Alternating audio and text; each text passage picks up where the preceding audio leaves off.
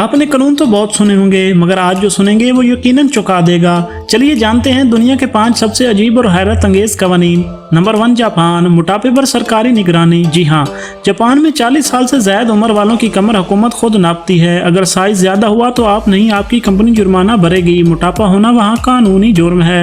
Number 2، Italy, چپل پہننے پر جرمانہ۔ اٹلی کے کچھ ساحلی علاقوں میں اگر آپ کی چپل آواز کرتی ہے تو امن عامہ میں خلل ڈالنے کے زمرے میں آتی ہے۔ پولیس وہ روک سکتی ہے بس چپل کے شور پر۔ نمبر 3، ڈنمارک، بچوں کے نام پر پابندی۔ ڈنمارک میں حکومت کے اپروول کے بغیر آپ بچے کا نام نہیں رکھ سکتے۔ جی ہاں، کوئی نرالا نام چننا ہو تو پہلے اجازت لو سرکار سے۔ نمبر 4، امریکہ، مچھلی کو شراب دینا غیر قانونی۔ اوہایو میں اگر آپ نے مچھلی کو وائن دے دی تو پولیس آ سکتی ہے۔ یہ قانون حقیقت ہے، مذاق نہیں۔